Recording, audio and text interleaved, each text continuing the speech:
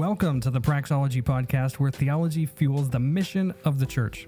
On today's episode, we continue to keep it real by thinking biblically, reflecting theologically, and acting missionally regarding the use of authority in a wise and good manner.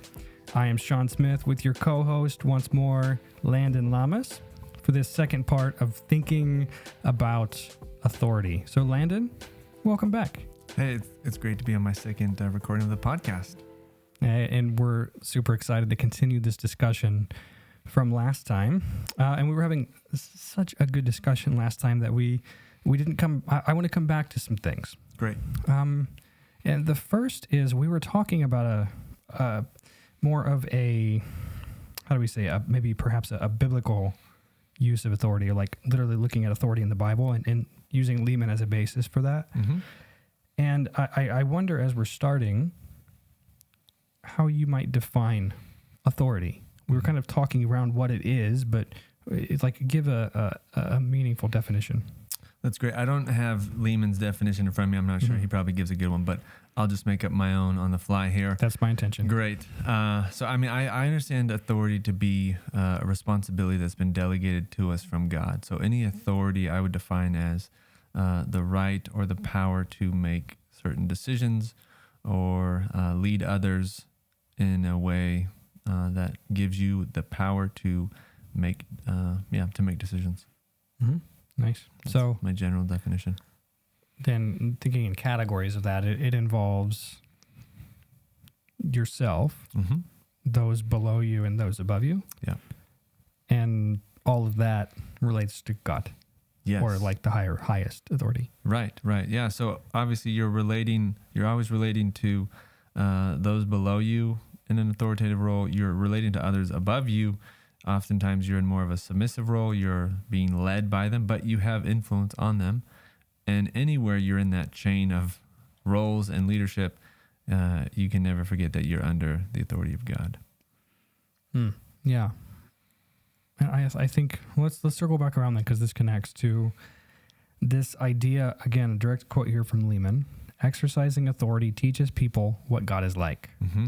And so you were just sharing something with me prior to airing. Yeah. Why don't you go ahead and summarize that? Because I think this is a good jumping off point there. Great. I'll do that one, and I actually have another one too, if you want me to throw in there. I just thought of, but we were talking about the time when I was called to lead the camps ministry for Josiah Venture in the Czech Republic for COM, the Czech version of JV. And I had at different times, I was in the role for about 3 years. So I had 4 to 6 people throughout that time under my leadership, on my team, who were serving with me, and I was their uplink. And so I was responsible for them. I was leading them. I had authority over them.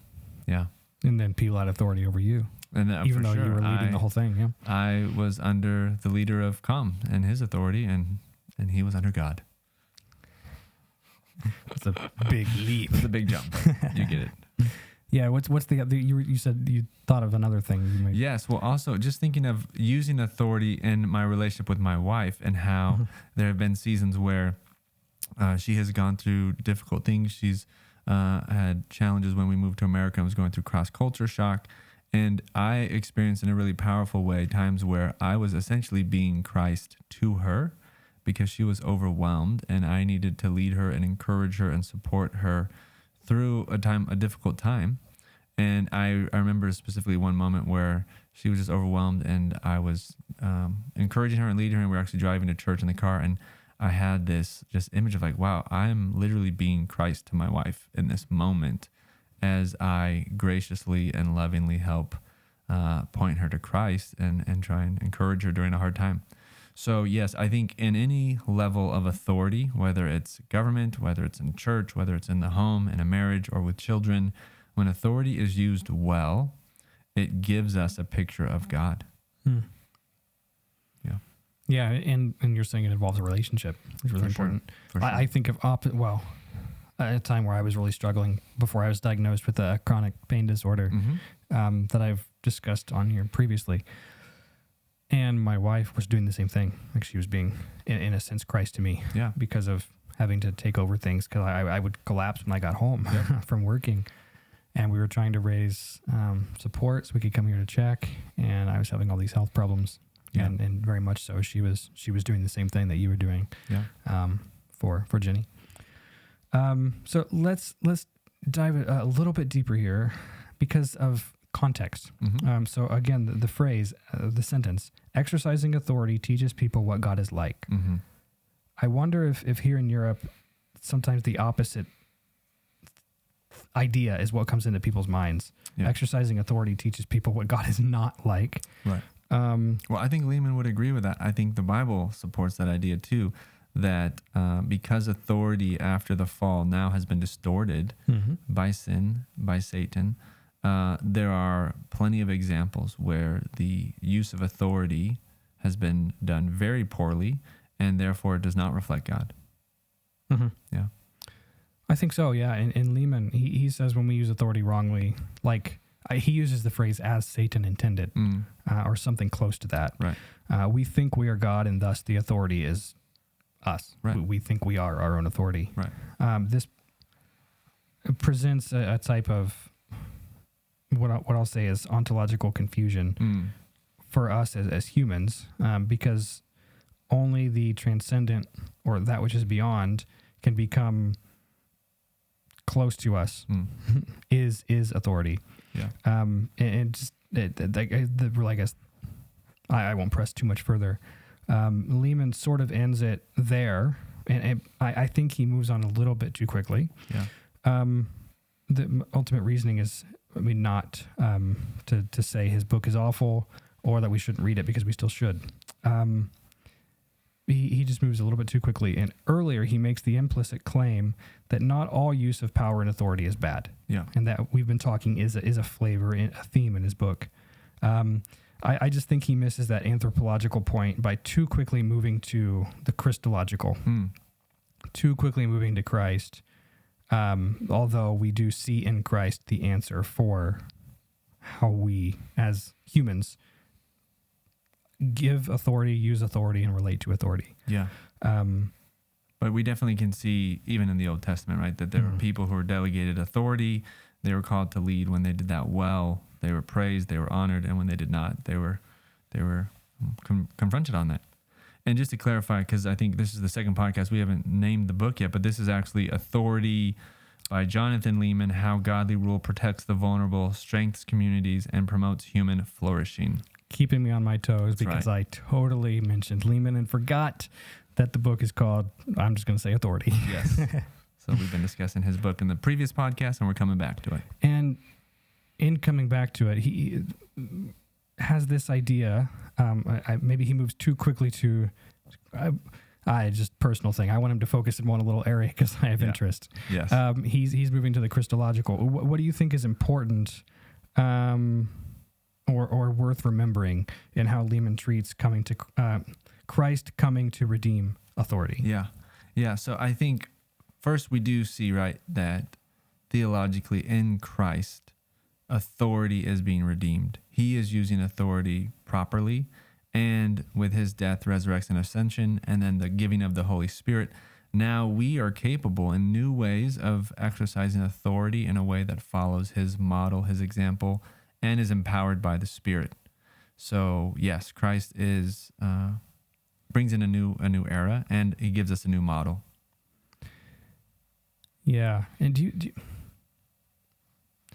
if you read his book, it almost seems as if unless you're following Christ, then you cannot use authority well.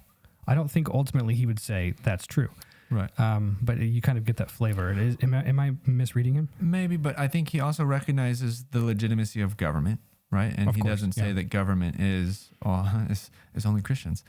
We definitely know that's not the case. So Calvin wanted it to be that way. That's right. So I think that he definitely has categories that would allow for authority to be exercised properly in the secular domain by non-Christians when they understand properly what it means to be in government and what the role of government is, which is a whole nother question. But I don't think that he would limit it to just Christians being able to use authority properly. But for sure, as Christians, we have another level and a deeper ability to live out the exercise of authority in a God-honoring way.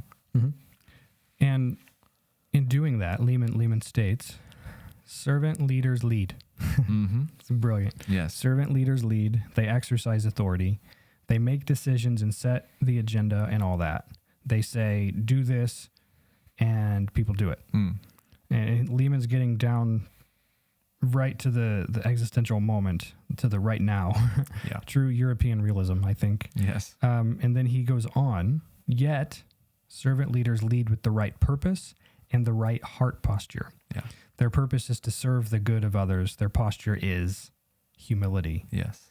I think that's how we're saying, using it distinctly in a Christian way. This is probably it. Right. What would you add? Yeah. Well, and I think it's good that he does get down to that nitty gritty of leadership does include telling someone to do something and they do it. And it's not necessarily bad. And he does also distinguish different types of authority, where he says the authority of command and the authority of counsel, which I think is helpful distinctions in certain categories. But basically, the reality is, this is the uncomfortable part. This is the sticky part, which is when you're in authority, you have the ability to tell someone to do something and they have to do it.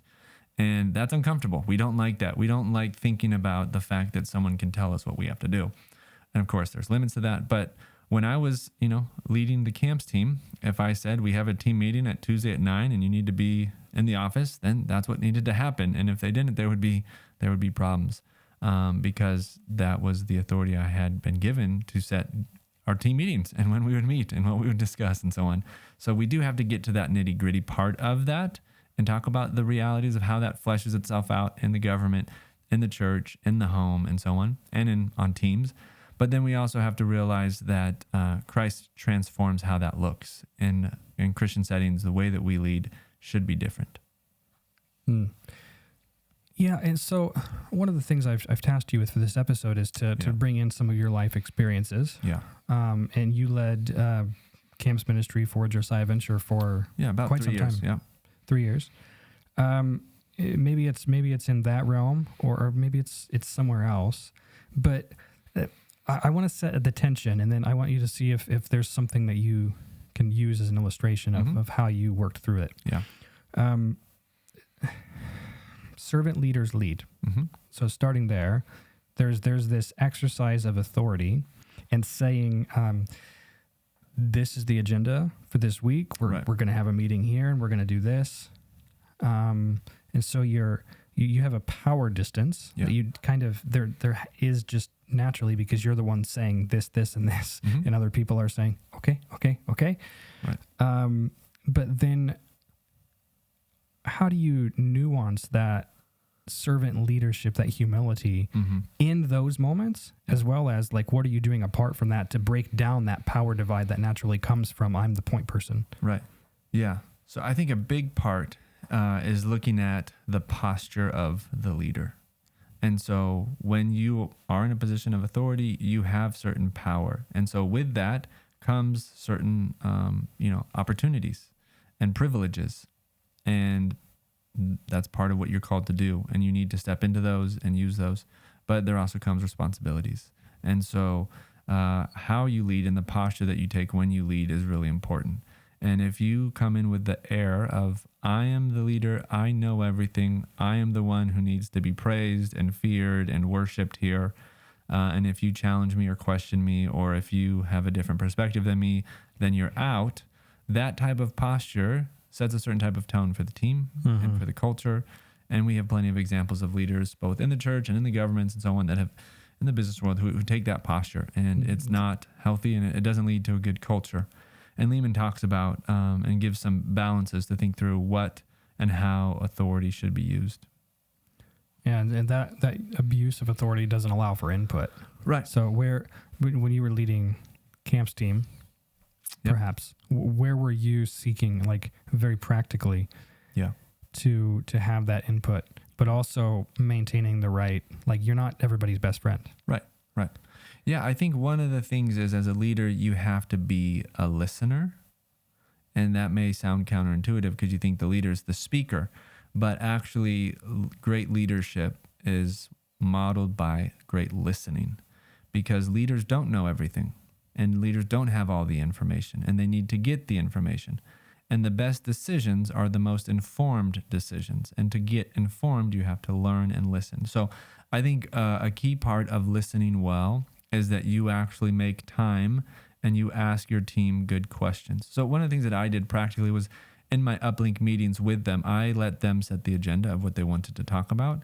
And then I had very specific questions that I would ask at the end that I wanted to make sure got covered. And one of them was, I would regularly ask them, is there anything I can do to better help you do what you need to do or thrive?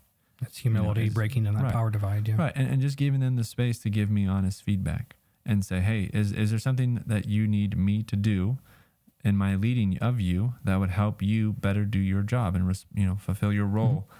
So that's one of it. Also, the camps team, camps ministry is different than others. It's a very relational ministry. The kind of people that do camps ministry they're people that they like having a good time. They're out, wild and free. They're extroverted. They're relational. So we did a lot of our meetings in coffee shops. We did a lot of our meetings doing activities together. It was not, sitting in a corporate office with ties on around a big office desk or table. And so there was lots of opportunities too, just in more informal conversations, just to talk and to ask them questions. And I tried to model being approachable so that they wouldn't fear coming to me with a problem, even if that problem was me, even if it was something I was doing. And I can gladly, to find out, yeah. I can gladly admit there were things that I didn't do well and that I needed to improve in. And that became clear as I was leading my team. But part of the way that came to the surface was I tried to create an environment where they felt free and safe to tell me those things. Yeah. So creating environment from active listening. Mm-hmm. Those two things don't usually go together, but that's what you're saying. Yes. They don't naturally go together, but they should. Right. Creating environment by active listening. And the other one I would say, actually, I just was looking at another book on leadership, and he said this quote, and I just liked it. It's the title of a chapter, and it says, leaders are readers, but basically the idea is, I would say, leaders are learners. Yeah. And so, which reading is learning. And so I think that's part of it, is that whole listening is learning, but also then being committed to just regularly learning. And that's learning in a lot of different fields. It's not just reading books on leadership, but that's learning about the people you're serving. And so one of the things that I had to do was I came into a ministry that was pretty complex. We were serving over 30 Czech churches by helping them run evangelistic camps in the summer.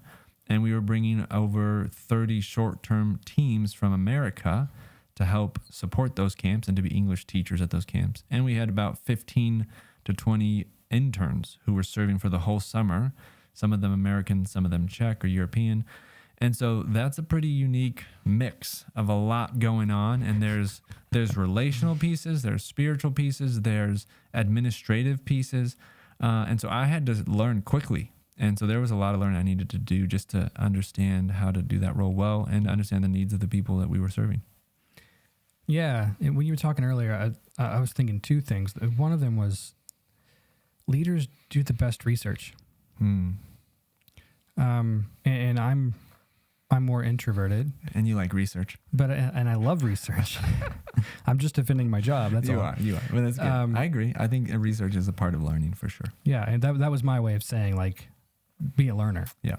And all the StrengthsFinder and other personality things, learner is usually one of those things. And the best leaders typically probably have that at the top in their top 5 strengths for the StrengthsFinder. Maybe, I don't know, actually. It's probably common. Probably fairly common, I would guess. And even if you're not inclined that way, it's still something that you have to encourage yourself and find ways to make a part of your life is to be learning. And people might learn differently. Some people will be book nerds like us and they like to read, and others may be podcasts or YouTube videos or, more experiential learning. So there's lots of ways that you can continue to learn and grow and develop as a leader, even if it's not just sitting down with a big book and reading through it. Mm-hmm. And just by way of maybe I'll use this to move us into the lightning round for this episode, and then we'll continue with using authority wisely.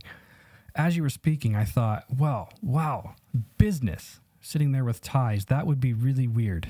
People sitting around a coffee shop or in English camps. Yeah. But I thought, What about a business camp? What would a business camp look like? It's great. Well, they do those like business retreats or whatever, but yeah. If Josiah Venture did a business camp, like I just picture these people sitting around with ties and That's right. super, well, would it be serious? I doubt it. Yeah, I mean, But- most business people today don't like wearing ties to the like Nobody would wear a tie. off Yeah. campus stuff. It's probably for the better. I wear a tie when I teach. It's my moniker. It's my style. It's my little trademark. I used to until I was sitting in on my PhD interview Yeah. intake for where I'm at. Yeah. And they commented on my tie and were like, I'm glad they were, You my supervisor, the like, only one. I'm glad somebody keeps the tie people in business. It's great. I met with other people from other schools, scholars, none of them wear ties. Yeah, it's great. That's maybe a British thing. I don't Yeah. know. Lightning round. Here we go. Let's do it. This goes back to a certain scene in Loki, which you said last episode, sadly, that you haven't seen yet. Not watching that.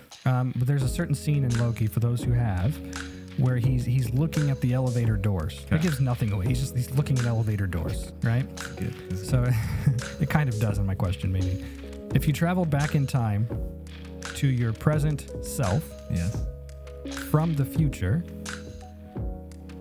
what would you do or say to yourself? So if future you comes back to right now you. Okay, I have thought about this question actually. Huh. So if I could come back to myself from the future, would I if I think about myself going back to when I was 20 or whatever, one of the things I often think I would do to myself is I'd give myself 5 key books to read and then 5 stocks to invest into. Back to the business. Back to the business. I was a business major, so I've never lost that side. I was like, man, if I could have gone to myself when I was 20 and given myself these key 5 books that have really impacted me, and if I could have told myself to invest in those 5 stocks, my life would be different. I'm going to ask this question on behalf of many people who have thought of this. Yes. Which stocks are you talking about? Oh, I mean, man, if I could go back You to can act 20 like- will you and go on tell record? myself, sure. I mean, Apple would not have been a bad one. Of course. Tesla would not have been a bad one. Google would have been a good choice. Netflix also has done well. And let's see, one other one. Home Depot. All of those have done very well over the last. What about that movie stock? I said Netflix. AMC. AMC. Oh, Or yeah, what is it? No. GameStop. No. This is the Amazon. I didn't put that one in there. Sorry. Amazon would have been a good one too. Amazon's taking the world over. So yes. Watch out. Next question. You enjoy surfing. I do. You said that. Surfing with the dolphins. Yes. That'd be fun. Except I hate water. That's a problem. So I have 2 questions related to surfing. Why is it so enjoyable for you? Convince me. Okay. So surfing's wonderful because you get to be out in the water and you get to be experiencing the sun, the water, the beauty of the creation. You're looking into You can do that from the beach. shore. So you see the mountains, you see the coastline. And then when you actually are surfing, that means when you're standing up on the wave and you're shredding, it's just an incredible experience. You're reacting to the ocean, you're reacting to nature as it moves, as it flows. There's a power that you experience. And then if you get barreled, that's pretty awesome because then you're covered by water and you're moving at fast speeds, and it's a pretty awesome experience. I've always wondered what it would be like to be inside of that Yes. water circle. We call it a barrel. A barrel. Getting barreled. I don't That's know. what we call it. Do I don't like water. Yes. So getting barreled sounds awful to me. Yes, it's but at the amazing. same time, it looks pretty cool. It's when the wave crashes. If you're watching, it's when the wave crashes over you and you still keep going and don't crash. And you pop out on the other And you come side, out at some point, yes. and it looks awesome. Yes. You get lots of points for it, I'm sure, in surfing competitions. Yes. We like that. Have you ever been in a surfing competition? No. I almost did once, but I didn't. It's not my thing. I'm more just doing it on my own time and in nature without the pressure of judges watching me. Yeah, who needs those? Yeah. Who needs judges? They're all bad anyway. Yeah. Read the Old Testament. All right. This is technically my 3rd question now, related to surfing. Are you ever afraid a shark might come and take a nibble off of your board and cause you to veer only in one direction, therefore going in a circle and causing a lot of stability issues? Sean, You're not in harm of the shark getting you, but are you afraid that he might nibble your board and now you can't go straight? Sean, that is not the fear I have. The fear I have is that a shark is going to come and take a nibble out of my leg. Okay, if he bites the board, I consider myself lucky. I was trying to go the non-violent route. Yes. You- Any surfer, whoever has been in the water, the only fear they have is a shark coming and biting them and removing a part of their limbs. So, yes, I have that fear when I surf. The likelihood of that is you probably see dolphins more than you see sharks. Well, yeah, probably. I mean, you don't see either of them all that often. They're under the water. That's the scary part. Uh-huh. That's why you just stay on the beach, yeah? Yeah. Last question. Your favorite part about living in Europe? I think I just love the historical part of Europe and just the fact that there are so many beautiful buildings. Where I live in the city of Olomouc, just a beautiful historical downtown full of coffee shops and restaurants and lots of students running around, and it's a very beautiful and fun environment to be in. And there's so much history to learn, and I enjoy learning history, and the fact that there's just this richness of culture and life. I enjoy it. Yeah, it's really nice. Let's jump back in, and maybe we'll center on the what Lehman calls them principles, I believe, right? He lists 5 Yes. things. I think he calls them 5 principles. he Can does. you 5 read principles. those off for Great. us? Yeah, so Lehman asks, how does good authority work? 5 principles. So number 1, it is not unaccountable, but submits to higher authority. Number 2, it does not steal life, but creates it. Number 3, it is not unteachable, but seeks wisdom. Number 4, it is neither permissive nor authoritarian, but administers discipline. And then the last one, it is not self-protective, but bears the cost. So 5 principles of leadership Yeah, and authority. he states those in a negative way, which I didn't find ultimately helpful, though I think he's right. Mm-hmm. I tried to put them positively, so maybe this will be helpful for some. Uh-huh.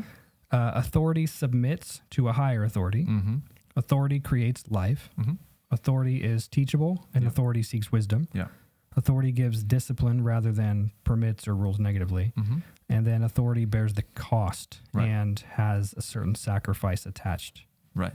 to it. Right. Well, his definitions have the negative and then give a positive. Yeah. Yeah, and you've just highlighted the positive, which To make it more that's simple. a clear and easier way maybe to see it. Why don't we take? I'll let you choose. Mhm. Maybe 2 of these ideas. And unpack them a little bit. Yeah.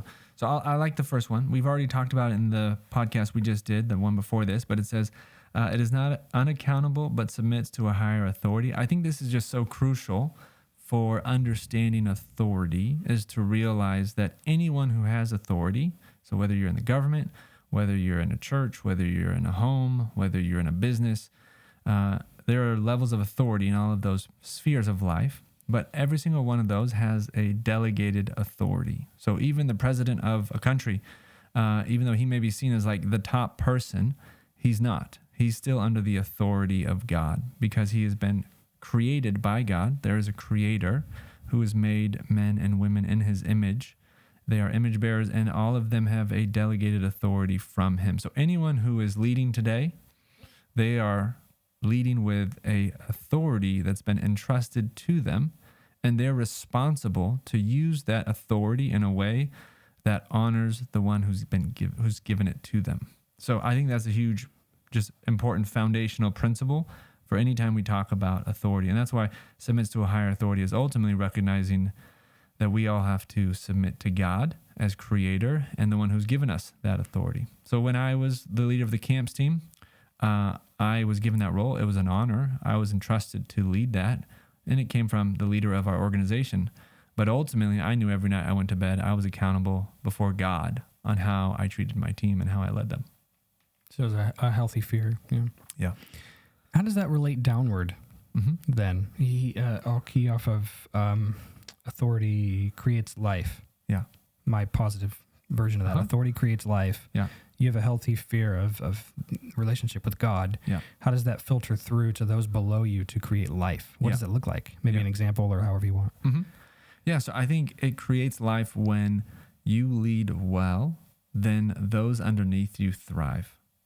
And so if you're a good leader, then the team members underneath you, hopefully they're enjoying serving with you and being on your team. They like you. They like you, but more than just they like you, they have a sense of purpose, an awareness of how what they're doing is contributing to the bigger vision and calling, and they are feeling recognized and appreciated for their contribution, and they're being held accountable, because actually people do want to have a sense that their boss is aware of them and what they're doing. And we all know we need at times to be encouraged to improve and to be less lazy, and to keep deadlines, right? We all can just fall back into a state that is less productive than we would want to be. That's just part of human nature. And so a good leader does some of those things. There is clear vision, there is accountability, there is an appreciation for contribution, and there is a listening and an appreciation of team members' perspective. Yeah. And so if I'm trying to think in context of where we are here in Europe, abuse of authority, effects of communism, those things are just always at the forefront. Or maybe even operating in the background, maybe not always in the forefront, but it's always there. It's always present. Yeah.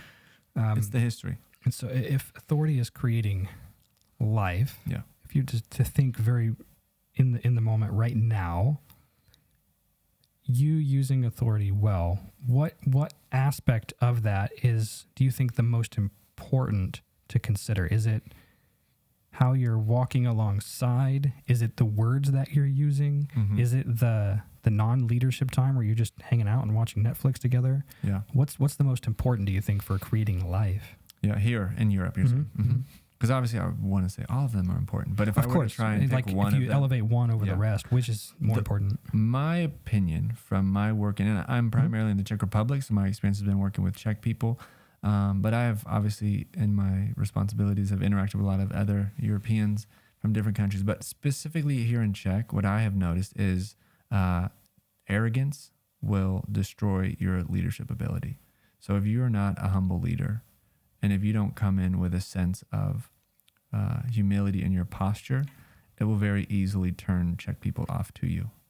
And so I think that's a really important one, is humility, and coming in saying, I want to learn, I want to listen, and I want to fill this position of leadership in a way that cares and values those underneath me, I think is really important.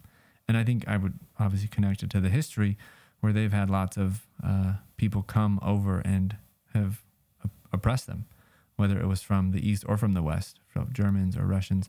And so at different times there have been leaders who have come in very strong-handed, very arrogantly, and have manipulated people. And so by giving promises, promises they didn't keep, and ultimately just aggression and so on. So I think humility is a really important posture for working with people in this part of the world and with Czechs. Yeah, I think I ask that question because most of the time when we think, if I ask the question, what comes into your mind when I say using authority? I wonder if most people would say something along the lines of verbal as opposed to action. And I key off of Lehman, who talks a lot in the latter part of the book about what authority looks like in action. So maybe you can bring in some things there or from personal experience. But are most people, do you think, thinking about, if I want to use authority, I want to create life, are we mostly thinking in terms of words rather than like the rest of our bodies and how that presents to other people, like a certain type of presence? Right. That's where I asked the question, really, and that's where it came from. Yeah. Well, to go back to what you initially said, I think if you ask someone, what do you think about authority, 90% of it's going to be a negative reaction, right? So it's interesting to just notice we really are pushing against a tide, which is the default position is negative. And there's historical explanation for that. But still, I think we need to push back against that and go, no, the answer to bad authority is not no authority or the avoidance of authority, but it's good authority. Being a dolphin. Yeah, being a dolphin. So I think, and that's from our previous podcast where you asked me what animal has the best leadership abilities, and I said maybe it's a dolphin. But I think, when it comes to leadership and when it comes to authority, it's natural that there's a lot of negative connotations. And so it is important for leaders to be aware of that. But we do need to press back and say, no, the answer is not just no authority. It's good authority. And we need to understand what good authority looks like and call our leaders and those in authority to pursue that. So, for example, I really like this point that he said, it is not unteachable, but seeks wisdom. And so I think that's a really important principle to think about how authority works. If you're leading, you need to be someone who is teachable. Mm-hmm. And, I don't know if you'd consider yourself a teachable person. I want to strive to be a teachable person. There are times where I'm not teachable. I can be stubborn and hard-headed, right? And think that, my way is the best and I know what's the right way to do things. But a good, healthy teacher, a good, healthy leader, someone who uses authority well, is someone who seeks wisdom and is willing to learn from others. And I've really tried to embrace that in my own life, to be someone who always believes there's something I can learn from the person sitting across from me, and on my team and in my church and in my family, that I don't want to dismiss the observations or insights of others. Mm-hmm. And my job as a leader is actually to create space to learn and to hear those insights. So I think, this is a key part for using authority, is to be seeking wisdom as you make decisions. Yeah, so let me read in. I get my questions sort of verbal action versus other kinds of action. Yeah. I think of the word posture. Mm-hmm. Authority in use of power has a certain kind of posture for a good leader. Yeah. And that posture, I think, is described well in seeking wisdom. Mm-hmm. So you approach somebody, and that's a presence. That's right. People are seeing literally your posture, who you are, and how you're relating to them. Yes. And then you're using words. Right. I'm trying to separate the two on purpose. Yeah. I realize that use of authority is both. Right. But would you emphasize? Together, but you're making a good point that there are times where you're expressing authority through words, and there's other times where it's through actions or through just your physical presence. And we do need to be aware of the two and how they relate. But it is somewhat hard to distinguish, because your words are coming from a body that is expressing itself in many nonverbal ways. But yes, more than the verbal ones. That's what they tell us, that there's more communication happening in our nonverbal than there is in our verbal. And so as leaders, we have to be aware of that. How you stand, your facial expression, how you use your hands, how you interact with those around you, in physical touch, all of that is communicating, and we have to be aware of that too. Mm-hmm. If I remember correctly, in psychological literature, 95%. Yeah. Nonverbal, 95. It's actually really humbling to think about. That's sort of what's operating in the back of my mind as I'm thinking about, like, using authority. Is it words? Is it posture? Of course it's both. Yes. But I feel as if we lead with our bodies. Yeah. Which includes our words. But how people perceive is really important, and how we try to approach them in humility and have that presence of God being, like we talked about in the previous episode, your wife, you being Christ to your wife, that kind of a scenario. That was verbal, but it was more like there was for sure posture. Part of just the physical, just being next to her and just sitting there and holding her and loving her. But I'm going to push back a little bit. I'm also very much aware of the fact that I sit in Czech meetings and everyone's speaking Czech, and I feel like I have very good posture. Like I'm like, aren't I engaged? Look at me, here I am. I'm present. And then I go to speak, and like it's leaning back in his chair, I'm trying to lean kind of forward, like I'm engaged, right? I'm pressing in. And then I go to speak, and I realize like my Czech words are just not as effective as my English words are in English meetings. And I realize as much as my physical body may be trying to communicate love and humility and engagement, interest, when I speak, if those words are not effective and not clear, and if they have lots of grammatical mistakes, which they do sometimes, more often than I would like, then the effect, the communication really falls short. So the speaking is huge, and what you say really does matter, and how you say it, and with proper grammar. It's part of it.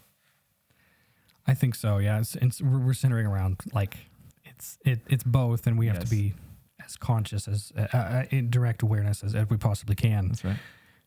And then also awareness of the Spirit and how He's relating to us in these matters really matters too. Right. as we're wrapping up this part, before I have one final question for you after, anything that you want to discuss in terms of what authority looks like in action from the latter part of Lehman's text? Yeah, I think one of the things that I appreciate that we've kind of been looking at is just realizing how leadership in action is so much about what you do and how you interact with people. And that is something that is just something that we all need to be aware of. Are we someone who is engaging with other people and using the authority that we've been given in a way that seeks their well-being and their flourishing? Or are we leading in a way that's selfish for our own fame, for our own promotion, for our own wealth? And as Christians, we are really called to think through the model of Christ and how he shows for us modeling authority as this servant leader. So those two parts together, he does serve and he is a leader. And sometimes we like to emphasize servant leader as the servant part, and he's humble and he's, the first will be last, the last will be first. But we also can't lose sight of the fact that he was leading and he was giving commands and he was giving direction to the disciples. And so I think that's a helpful maybe balance for us to wrestle with. Jesus was a servant and he was a leader. And as we think about our authority and our leading, we want to embrace both of those realities. I think this is really helpful because if we think of discipleship, Christian life, we should think in terms of cycles, not is it this or this. I was pressing and trying to get a feel for where you're at. Is it more posture, presence, or is it words? Yeah. And actually, biblical picture is more, it's a cycle. It goes in circles. Yeah. Jesus taught, he had directives. Right. He invited people into that. Yep. Sometimes they would reflect on it. Excuse me. They would reflect on it afterwards. Yeah. Mark 6, when they're in the boat, things like that. Yeah. Sometimes they wouldn't, but we see a cycle of Jesus using authority wisely by focusing on his words put into practice in people with the right effect. Yeah.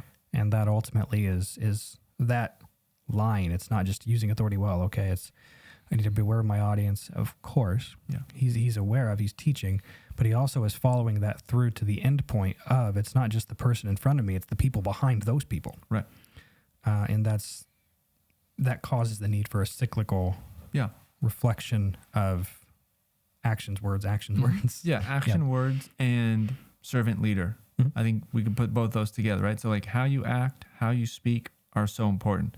And you should be acting and speaking in a way that is servant-oriented, meaning you actually care about the other people and you're willing to do tasks that aren't always the most glorious, that you're willing to go the extra mile. You get there early, you leave late, and you do things that maybe the world wouldn't expect to be associated with the leader, but then you're also leading in your action and your words. And so there are times where you have to make the decision, you have to set the agenda, you have to decide who's going to be doing what, and you have to do some of the hard things. Sometimes you have to let people go, sometimes you have to confront sin, and leaders are called to take that charge too. And that's also a key part of being a healthy leader. I agree completely. Yeah. And there's much more we could unpack. One final sort of wrap up question of these last 2 episodes now. Yeah. Many thanks again for coming on and having some discussion with our community here at Praxology. Thanks for having me. Our season is on adding to our knowledge toolkit for success, serving missionally. What are things that we need to add to our toolkit to have a better success?